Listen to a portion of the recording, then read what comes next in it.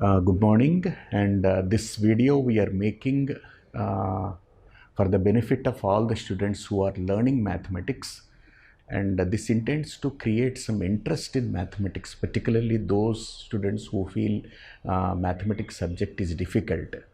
Mathematics is a divine subject. Okay, God has enunciated about the nature in the form of a poem, and that is mathematics. And today I also want to focus on a few aspects, of course, that we should take care so that we can, develop interest in mathematics. Certain things what we conveniently ignore while teaching mathematics, and those are the things I want to tell you emphatically. And when you talk about mathematics in international schools, they are very keen about certain things. Like I just want to show you the difference between the conventional mathematics, what we have been teaching, learning, and all, and particularly with reference to the mathematics of international schools.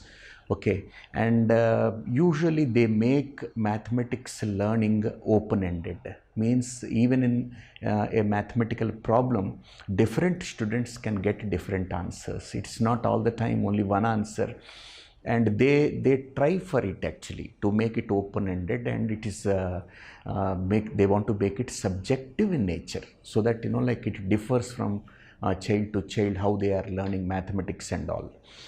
And see, I don't have any reservations to say that like we want to do so much, in mathematics and all that. And mathematics is to learn. Okay, mathematics is to doing mathematics is for the practice sake, but learning mathematics should be focused.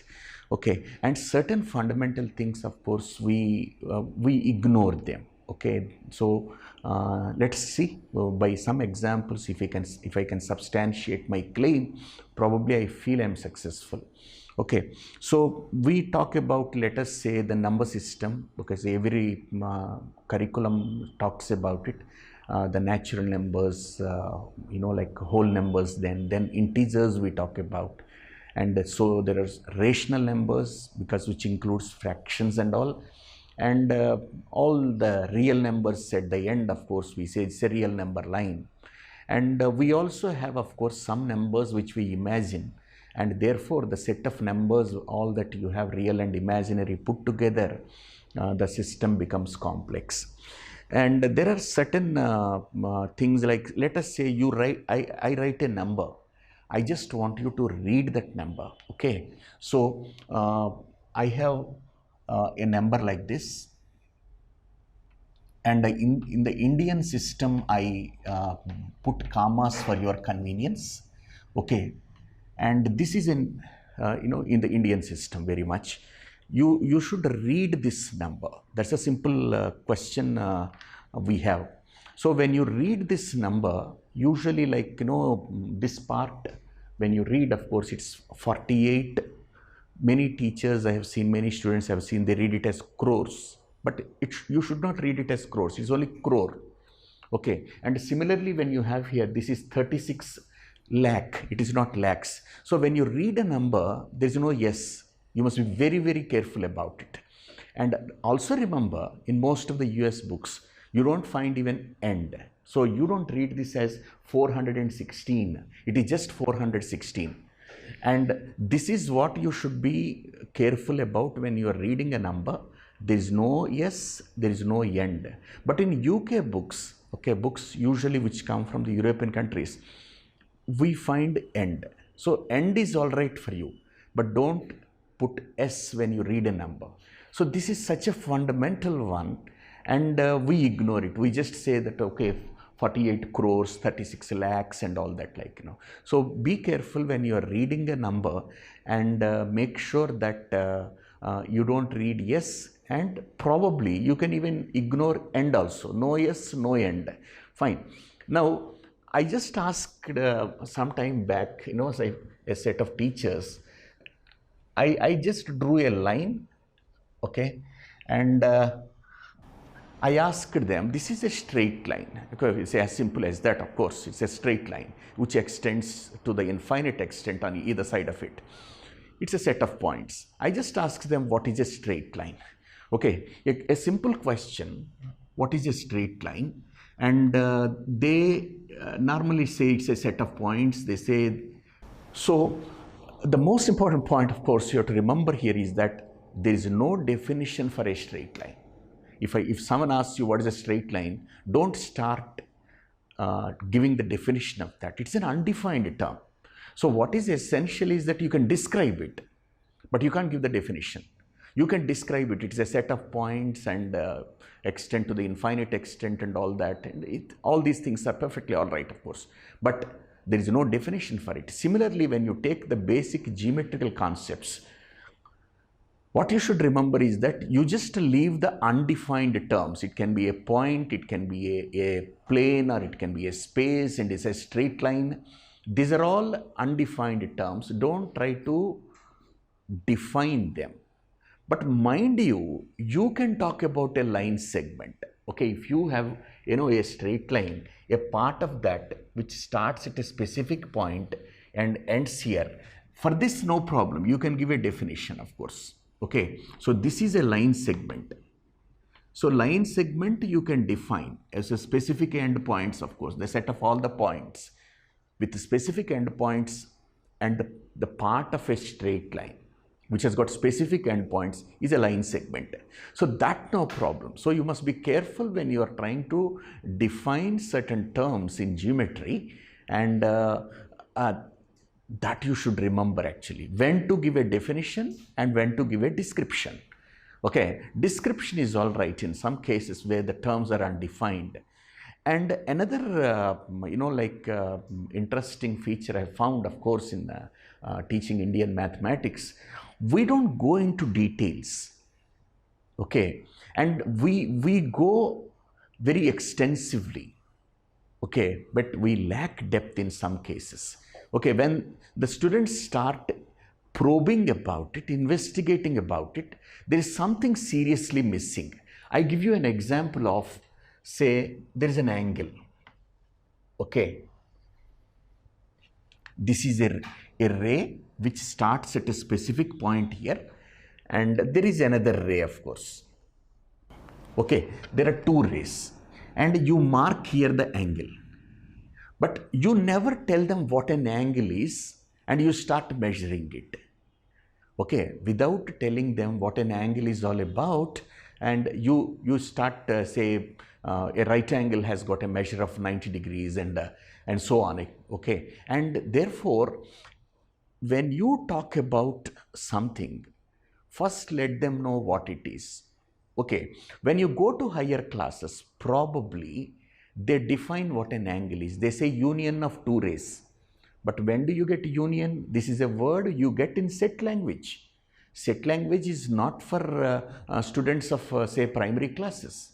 But the students of primary class, they learn about an angle without knowing what it is. You can't tell them that it's a union of two rays.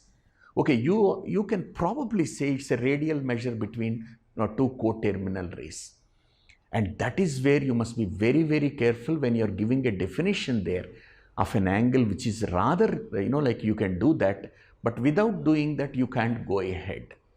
Okay, unless they understand what they exactly mean by an angle, there is no question of measuring the angle, talking about different angles and all that, like, doesn't make sense.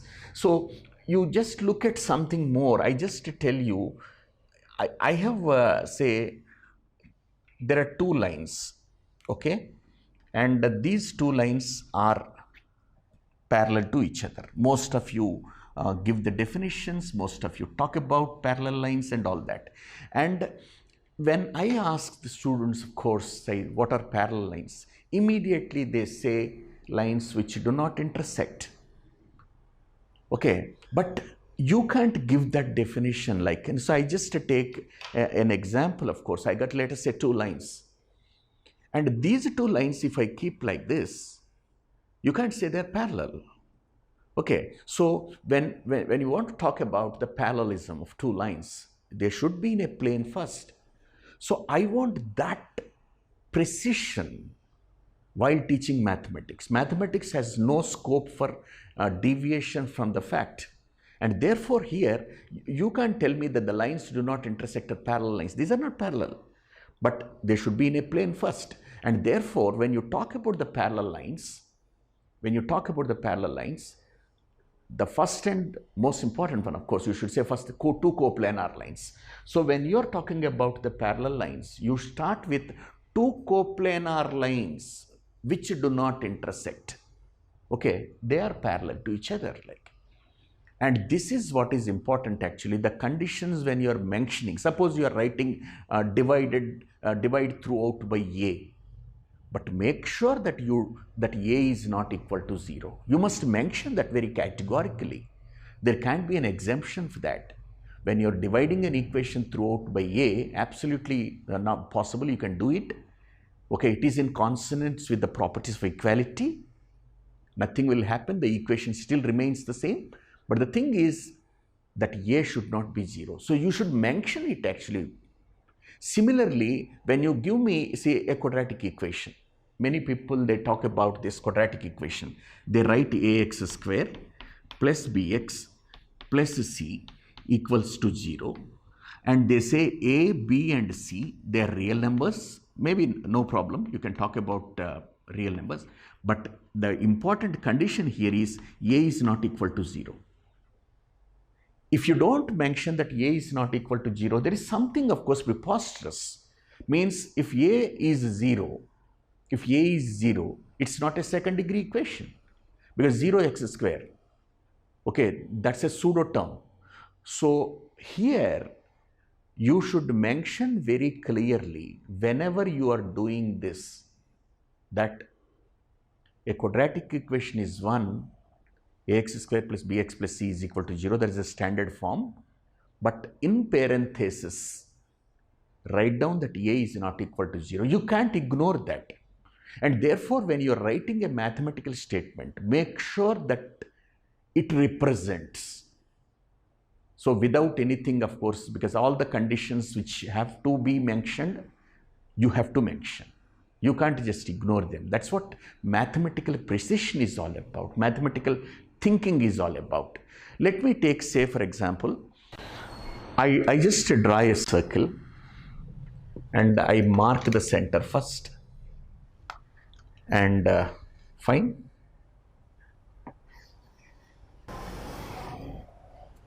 Okay, so you have a circle here. If someone asks you to show the circle, okay, and your finger must be moving, otherwise it's not a circle. Like, this is the circle. If you keep your finger here, this is the interior part of the circle. No way it's a part of the circle. This is the interior part. And if you put your finger here, that's the exterior part.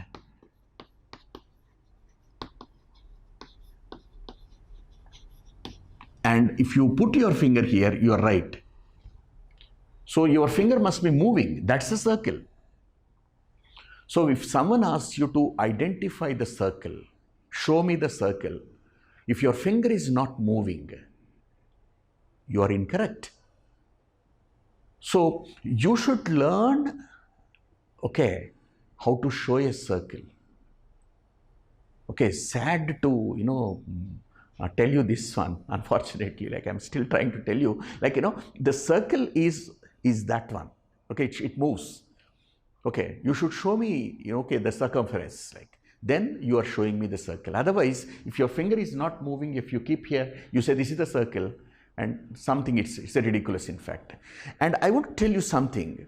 When you talk about the geometrical figures, many times you use something called, say, closed.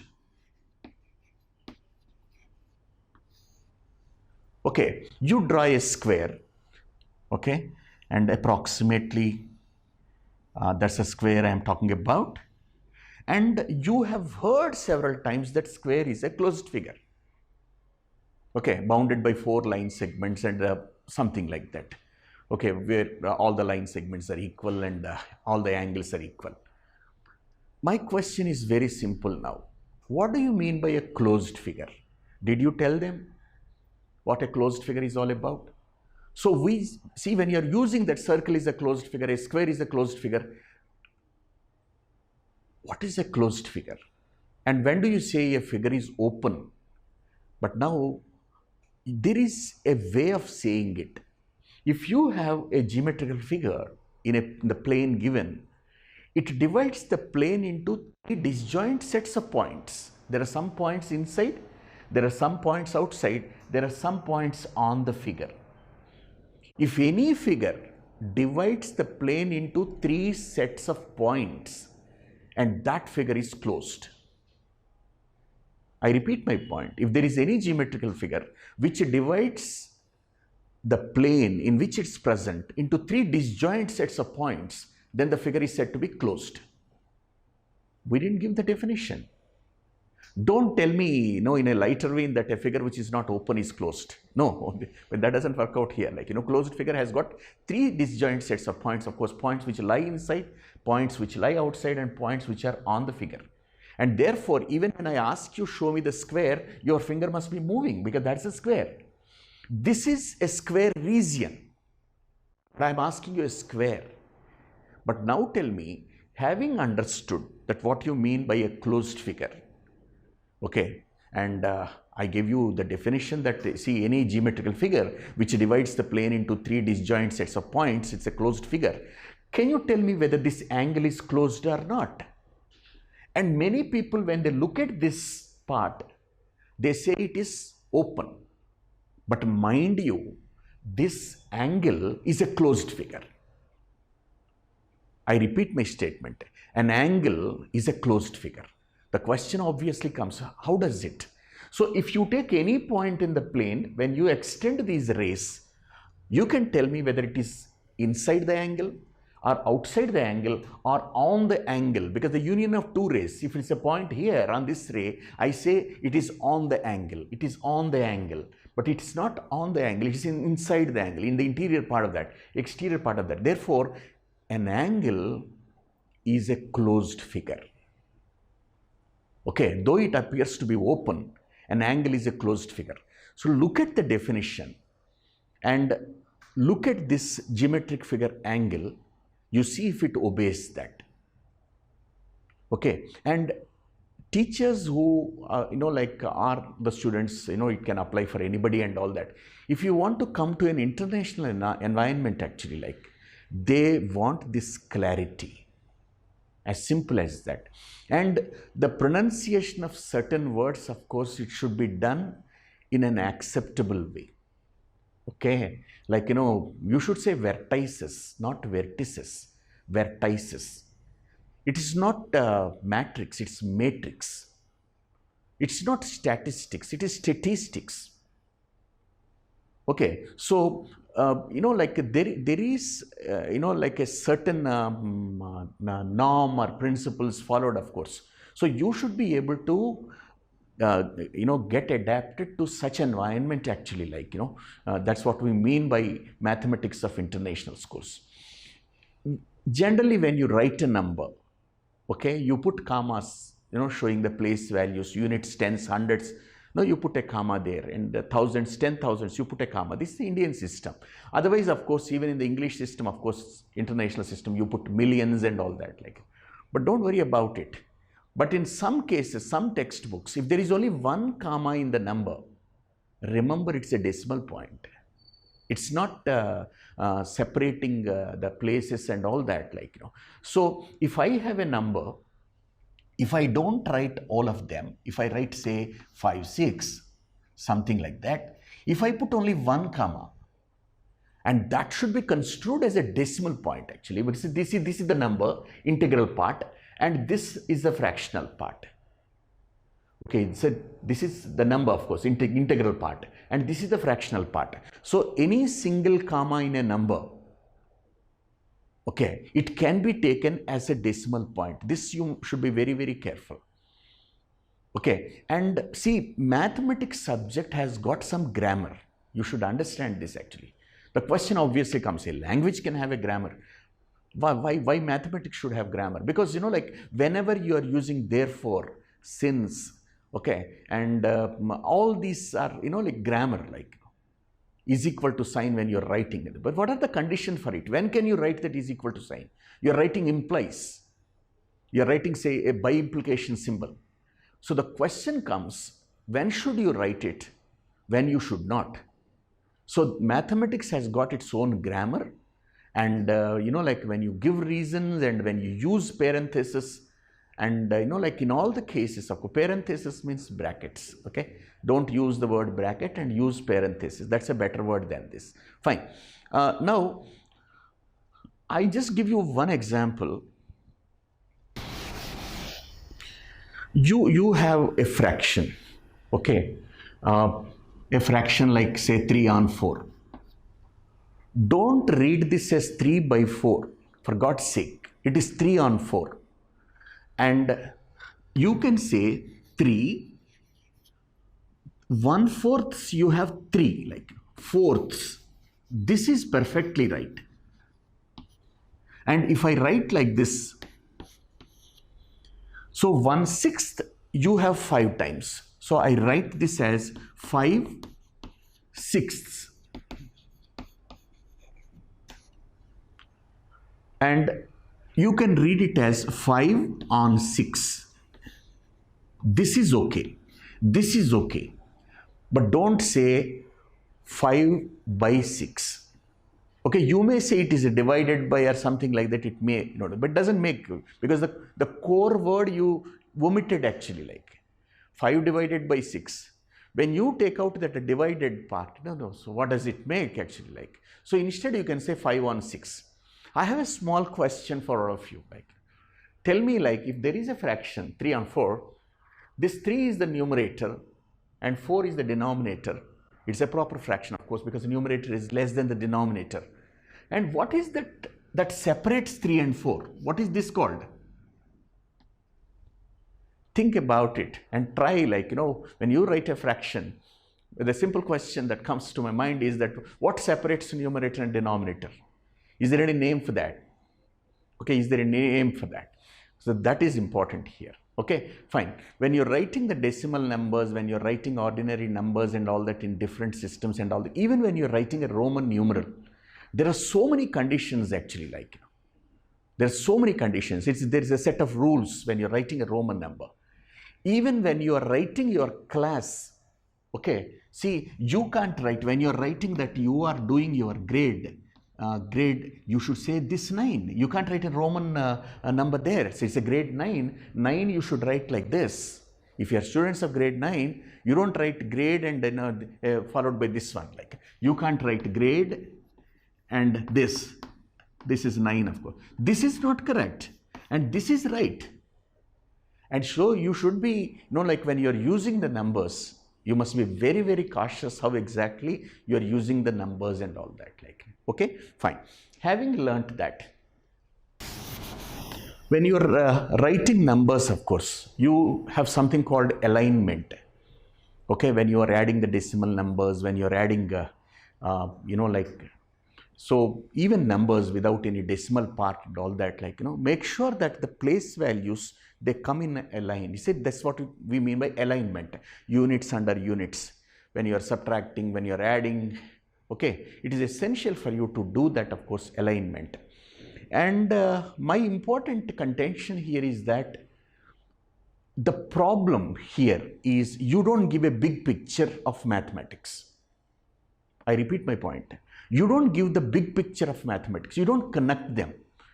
Okay, you show each one as, like a discrete system and all that, like, you show them that they are alienated from each other and all that, like.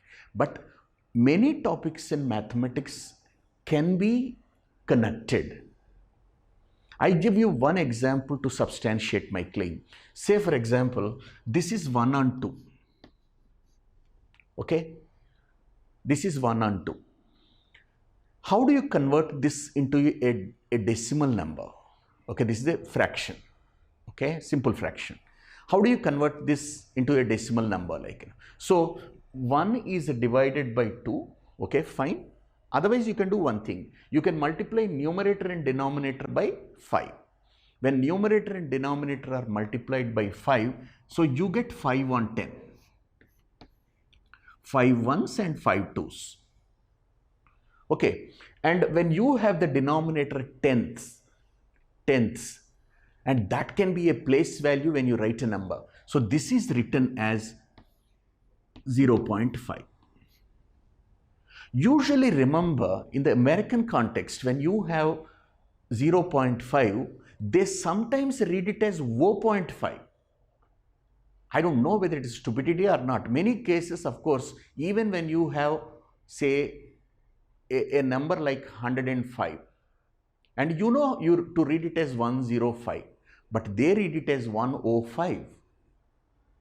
There's a strange situation. I give you one example where you find this difference, of course, easily. Like you have a Mahindra car, KUV, and you find a number very clearly 100, okay? But you should read it as 100. It is not 100. So it's, I guess it is just say 100, it is 100, or maybe you have a 300 model, you have a 500 model.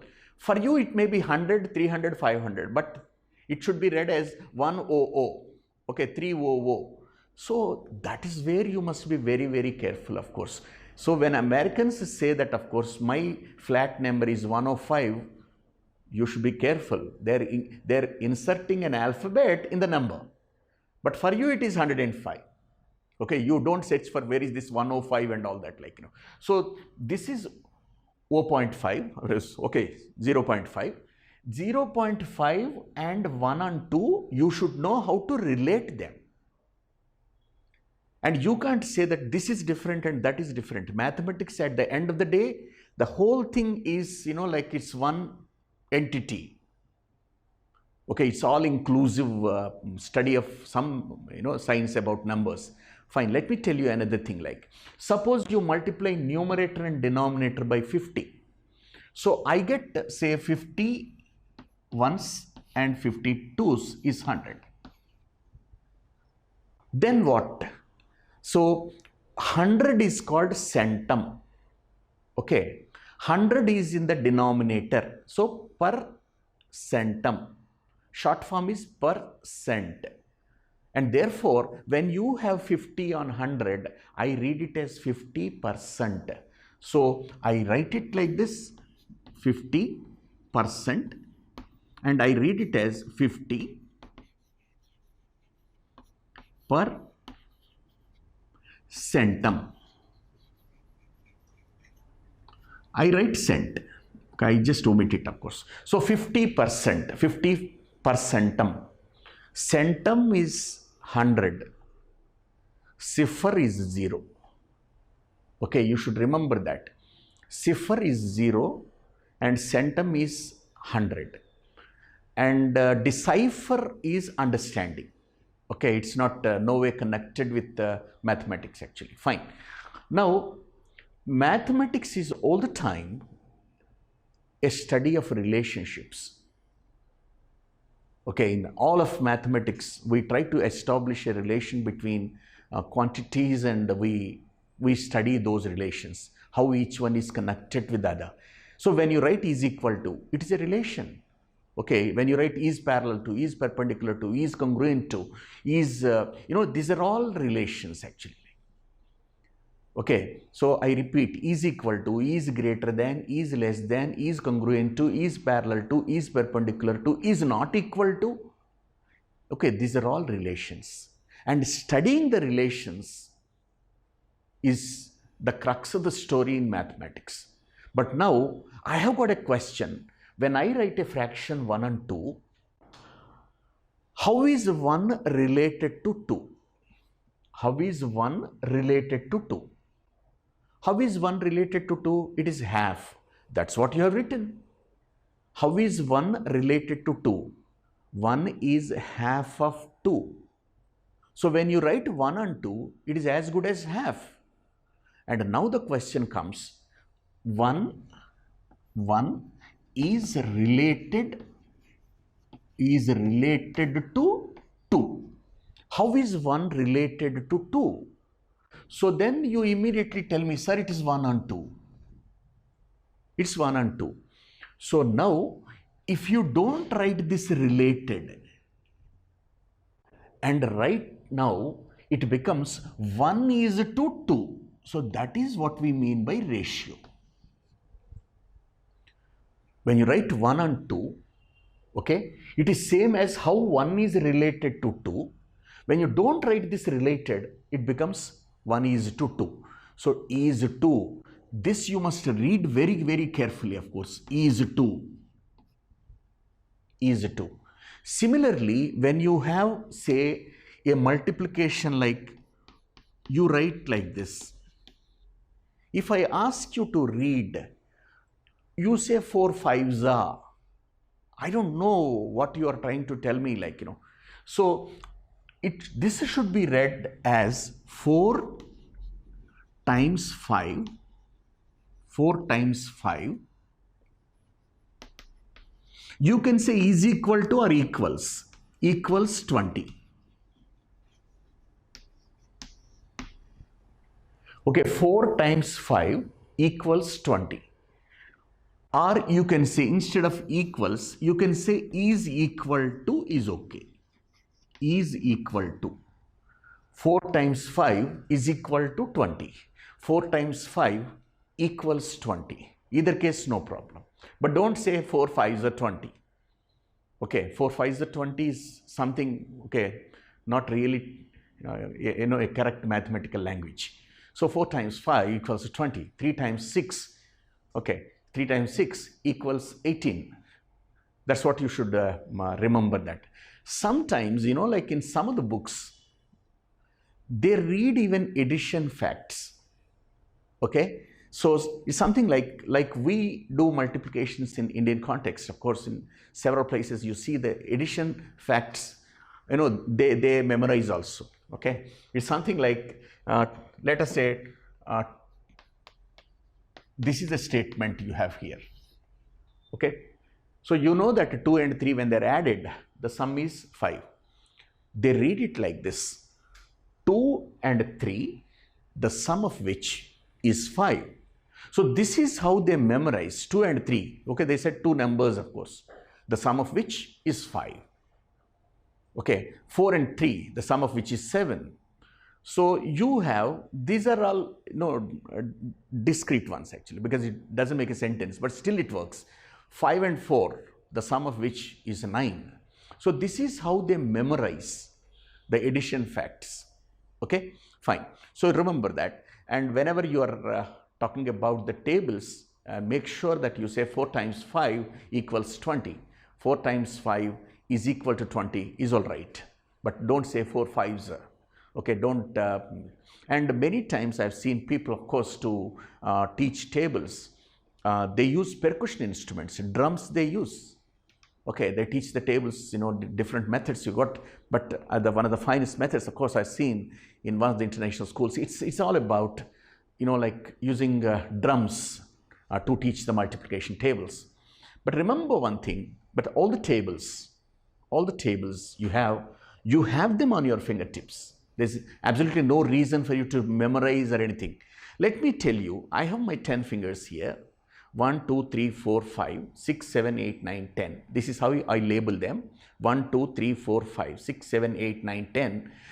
This is 2. Okay, if I fold 2, you have the answer in front of you. Of course, this is only 9 table. There is 1 finger this side. There are 8 fingers this side. 18 is the answer.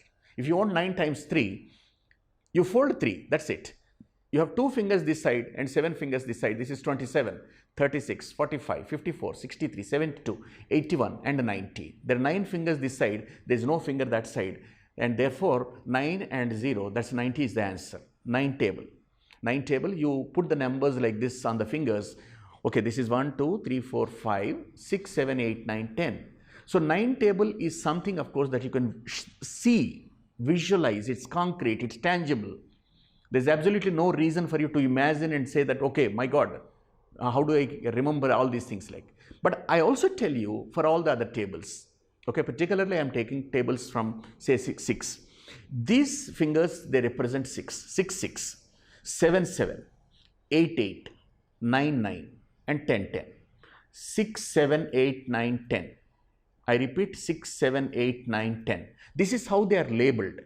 Okay, if I want, say, for example, 8 times 9, 8 I take middle finger here, and 9 is the index finger here. I just connect both of them. This is 8, this is 9. because of the commutative property. You can take 8 here and 9 here also, no problem. Okay, but I am taking 8 and this is 9. My index finger is 9 and my middle finger is 8. I connect them. Including these two, I repeat, including these two, there are 7 fingers down. That's a tens place. And the leftover you have to multiply. There are 2 this side and 1 this side. 2 times 1 is 2. This is 7 and that is 2. 72 is the answer. I give you one more example for that clarity. Suppose you have 9 and 9. Both are index fingers. I put 9 and 9 together. And including these two, these are 8 fingers. Write it in the tens place. And the leftover 1 and 1. 1 time 1 is 1. So 81 is the answer. 9 times 9 is 81. One more example. 7 and 7. 7 sevens. Okay. These are 4 fingers. Put it in the tens place. And the leftover 3 and 3. 3 times 3 is 9. And that's 49. 7 times 7 is 49. Sometimes you have a bit of carrying. Okay, if you can really understand that, of course, say 6 times 7 or 6 times 6. 6 and 6 I am multiplying. There are only 2 fingers here. Okay, 20. That's a tens place. 2 in the tens place. And 4 fours, 16.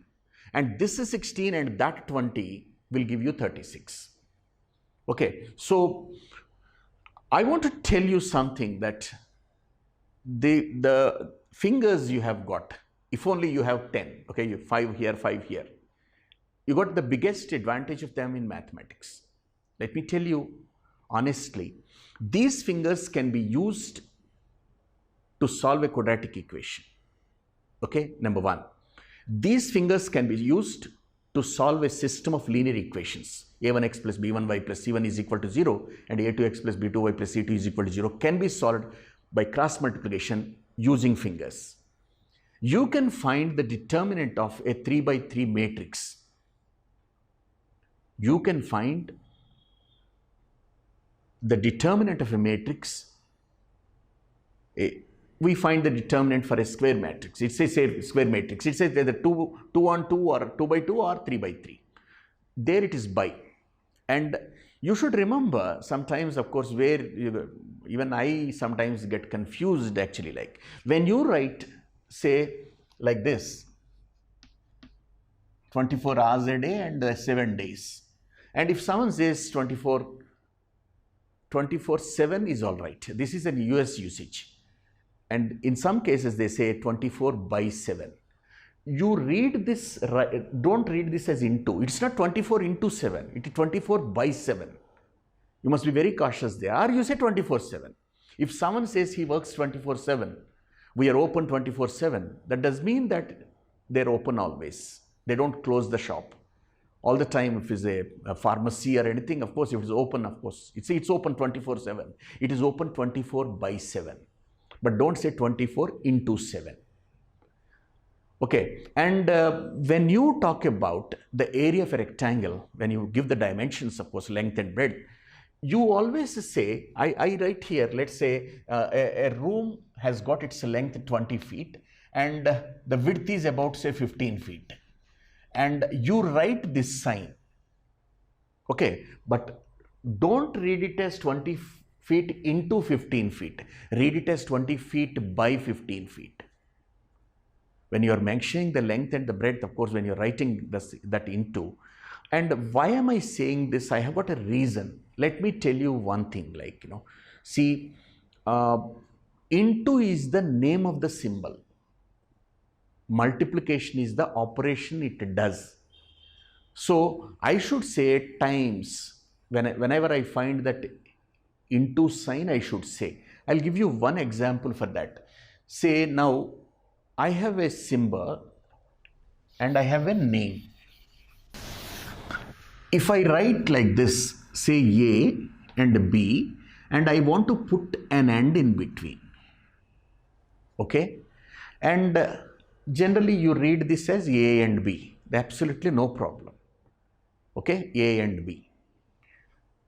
But remember, this symbol has a name and that is ampersand. Okay, so I don't read it as A ampersand B. I don't read it as A ampersand B. I just read it as A and B.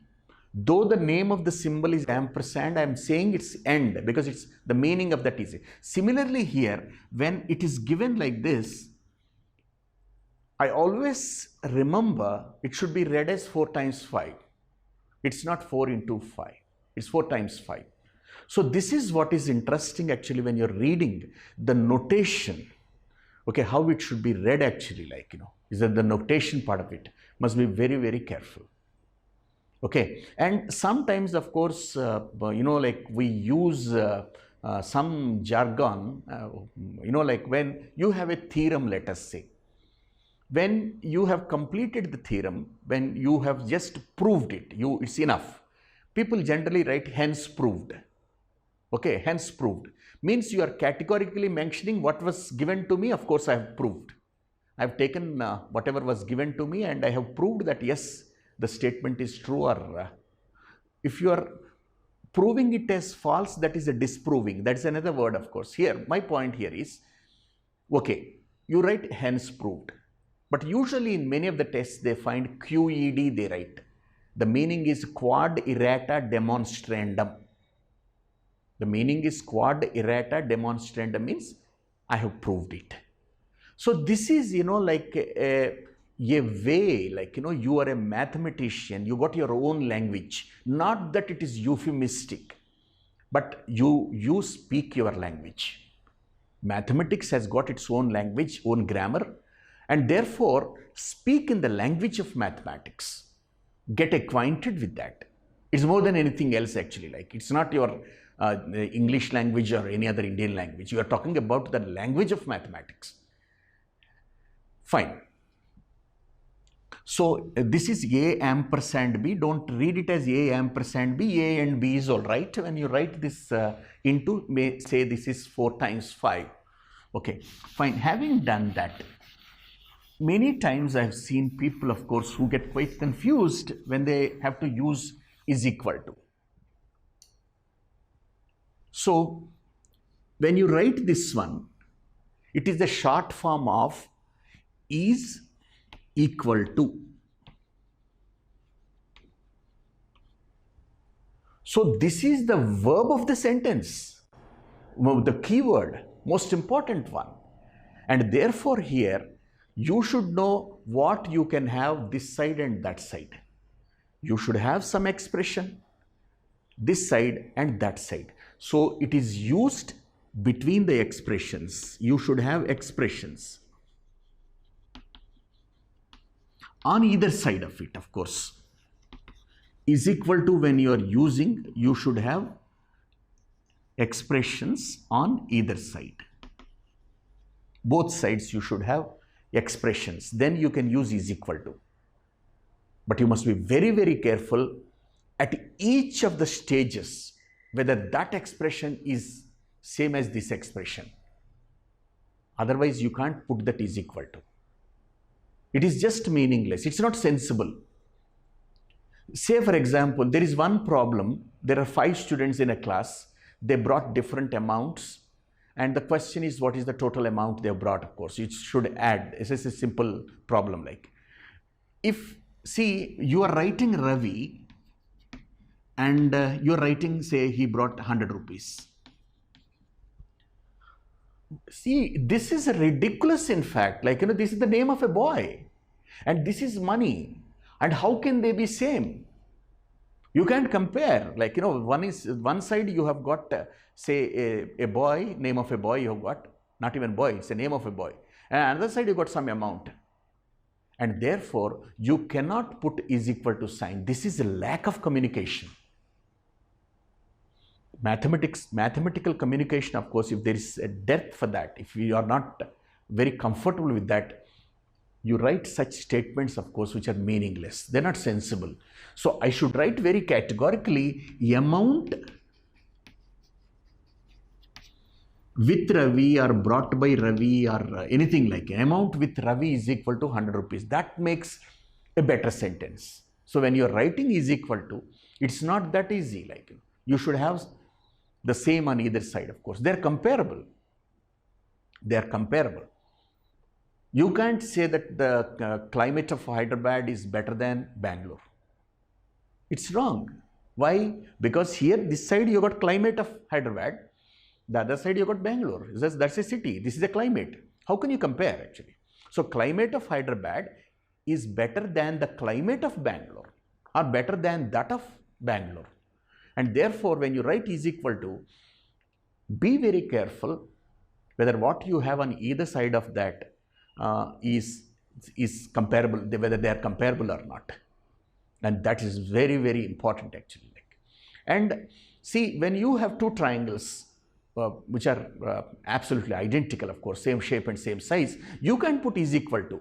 I ask, in which aspect is that? You didn't tell me like in which aspect. How can you say is equal to? Is equal to, because are you comparing the sides? Are you comparing the angles there? Are you comparing only a part of that? No, I don't understand. I have to write necessarily, if they have got same size and same shape, I say is congruent to. If they are same in shape, I got another symbol there. They are similar to. They look alike. If the shape is same, but the sizes can be different, I say they are similar to. They look alike. If both shape and size are same, I say these two triangles are congruent. They are one and the same. And that is what is important actually when you are writing, whether you write is equal to, is congruent to, is similar to.